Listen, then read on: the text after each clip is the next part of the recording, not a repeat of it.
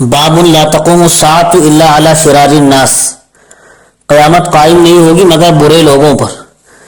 یہ صاحب مشکات نے باب قائم کیا ہے۔ باب کا خلاصہ یہ ہے قیامت کے قریب برائی اور بت پرستی عام ہو جائے گی، تمام نیک اور اچھے لوگ دنیا سے اٹھا لیے جائیں گے۔ اس وقت قیامت آئے گی، جیسا کہ پہلے بھی گزرا کہ عیسیٰ علیہ السلام کے زمانے کے آخر میں ایک خوشبودار ہوا چلے گی جس سے تمام مسلمان مر جائیں گے، اور بدکار اور بد کردار لوگ باقی رہ جائیں گے جو گدھوں کی طرح اختلاط کریں گے، ملیں گے جلیں گے، شرم و حیا نام کی کوئی چیز ان میں نہ ہوگی۔ ایسے لوگوں پر قیامت قائم ہوگی، اور ایسا ہونا بھی عین ممکن ہے کہ اللہ تعالیٰ نے اپنے نیک بندوں کو قیامت کے زلزلوں سے اور اس کی ہولناکی سے بچانے کے لیے ایسا کیا ہو۔ اس باب میں جو مصنف رحمۃ اللہ علیہ روایتیں لائے، پہلی روایت ہے حضرت انس رضی اللہ عنہ کی کہ رسول اکرم علیہ السلام نے ارشاد فرمایا قیامت اس وقت تک قائم نہیں ہوگی، نہیں آئے گی جب تک کہ روئے زمین پر اللہ اللہ کہنا بند نہ ہو جائے۔ اور ایک روایت میں یوں ہے کہ فرمایا حضور اکرم علیہ السلام نے قیامت اس شخص پر قائم نہیں ہوگی جو اللہ اللہ کہتا ہوگا۔ تو اس حدیث سے معلوم ہوا اس دنیا کی بقا کا سبب علماء، عمل کرنے والے، صالحین اور نیکوکار ہیں۔ جب وہ اس دنیا سے اٹھا لیے جائیں گے تو یہ دنیا بھی باقی نہیں رہے گی۔ اور اس سے یہ بات بھی معلوم ہوئی کہ سائقہ قیامت سے پہلے کوئی ایک شخص بھی اللہ کی پرستش کرنے والا نہ ہوگا، عبادت کرنے والا نہ ہوگا، بلکہ تمام کافر، بت پرست اور فساق ہی ہوں گے، فاسق و فاجر ہی ہوں گے۔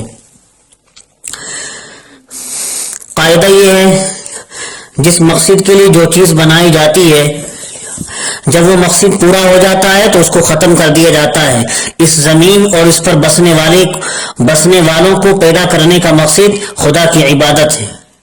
جب یہ مقصد لوگ چھوڑ دیں گے تو پھر دنیا ہی ختم کر دی جائے گی۔ گویا اس زمین کی روح خدا تعالیٰ کا ذکر ہے۔ جب تک صلحاء نیک لوگ اس مقصد کو پورا کرتے رہیں گے تو اس کی خیر و برکات سے فاسق اور فاجر بھی فائدہ اٹھاتے رہیں گے کہ اس نیک لوگوں کا اثر متعدی ہوتا ہے۔ اور جب قرب قیامت میں ہوا کے چلنے پر تمام مومنین کی روحیں قبض کر لی جائیں گی تو زمین پر صرف بدترین مخلوق رہ جائے گی، انہی لوگوں پر قیامت قائم ہوگی۔ بادشاہین نے اللہ اللہ سے لا الہ الا اللہ بھی مراد لیا ہے، لا الہ الا اللہ کہنے والا بھی کوئی نہ رہے گا۔ لیکن یہاں سوال یہ ہے کہ ایک روایت میں تو حدیث میں یہ آیا کہ ایک جماعت تا قیامت حق پر قائم رہے گی، قیامت تک حق پر قائم رہے گی اور غالب رہے گی۔ اس سے معلوم ہوتا ہے کہ یوم قیامت تک مسلمان دنیا میں رہیں گے، قیامت کے دن تک۔ تو جواب یہ کہ یہاں تا قیامت سے مراد قرب قیامت ہے، یعنی قرب قیامت تک مسلمانوں کا وجود رہے گا۔ پھر ایک نرم ہوا چلے گی جس سے مسلمان سب فوت ہو جائیں گے اور شرار خلق، بدترین مخلوق ہی دنیا میں باقی رہ جائے گی۔ دوسری روایت ہے عبداللہ بن مسعود رضی اللہ عنہ کی کہ رسول اکرم علیہ السلام نے ارشاد فرمایا قیامت صرف بدکار لوگوں پر ہی قائم ہوگی۔ یہ روایت مسلم شریف میں ہے۔ حاصل حدیث اس کا یہ کہ قیامت سے پہلے اہل ایمان کی روحیں قبض کر لی جائیں گی، پھر روئے زمین پر صرف برے لوگ ہی ہوں گے اور انہی پر قیامت آئے گی۔ تیسری روایت ہے حضرت عائشہ رضی اللہ تعالی عنہا کی۔ حضرت عائشہ رضی اللہ عنہ سے روایت ہے کہ میں نے جناب رسول اکرم علیہ السلام کو یہ فرماتے ہوئے سنا کہ اس وقت تک دن رات کا یہ سلسلہ ختم نہ ہوگا یہاں تک کہ دوبارہ لات و عزا کی پوجا نہ ہونے لگے۔ یہ عرب میں دو بت تھے جن کی پوجا کی جاتی تھی۔ میں نے عرض کیا رسول اللہ، میرا خیال تو یہ تھا کہ جب اللہ تعالیٰ نے یہ وحی نازل فرما دی والذی ارسل رسولہ بالہدی ودین الحق لیظہرہ علی الدین کلہ ولو کرہ المشرکون، کہ وہی ذات ہے جس نے اپنے رسول کو ہدایت اور سچے دین کے ساتھ بھیجا ہے تاکہ تمام دنیا کے ادیان پر غلبہ دے دے، یہی دین غالب آ جائے، دین اسلام، اگرچہ مشرکوں کو یہ بات ناپسند ہو۔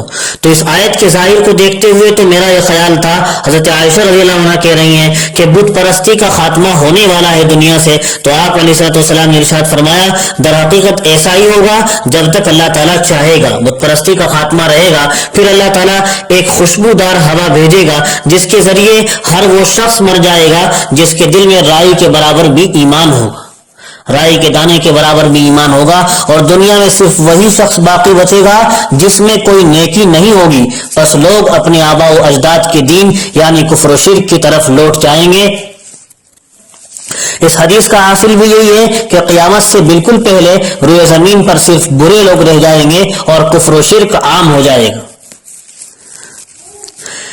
لات و عزا یہ زمانے جاہلیت کے دو بتوں کے نام ہیں۔ قبیلہ ثقیف کے بت کا نام لات تھا، جس کو گرانے کے لیے حضرت ابو سفیان اور مغیرہ ابن شعبہ کو بھیجا گیا تھا، اور عزا یہ بنو غطفان بنو سلیم وغیرہ کا بت تھا جس کو خالد بن ولید نے گرایا تھا۔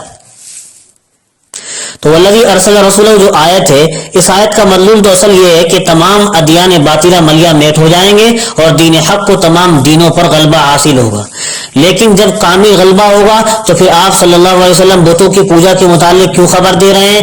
انہو سیکون سے فرمایا یہ آخری زمانے میں بت پرستی ہوگی جس کو اللہ تعالیٰ ہی جانتے ہیں وہ کب ہوگی۔ فیرجعون سے فرمایا لوگ آبائی دین کی طرف لوٹ کر ارتداد اختیار کریں گے، مرتد ہو جائیں گے۔ یہ حکمت الہی ہے کہ آخری وقت میں کفر اور بت پرستی اختیار کر کے قہر اور غضب الہی کا شکار ہوں گے اور ان پر قیامت قائم نہیں ہوگی، قیامت انہی پر قائم ہوگی آخری وقت میں جو کفر و بت پرستی اختیار کر کے قہر و غضب الہی کا شکار ہو جائیں گے، اور نیکوکاروں پر قیامت قائم نہ ہوگی۔ یہ حکمت الہی ہے، اللہ تعالیٰ کی اس میں حکمت و مصلحت ہے کہ نیکوکاروں کو دنیا سے پہلے اٹھا لیا جائے گا، ان پر قیامت قائم نہ ہوگی، قیامت انہی پر قائم ہوگی جو کفر و بت پرستی اختیار کر کے قہر و غضب الہی کا شکار ہو جائیں گے۔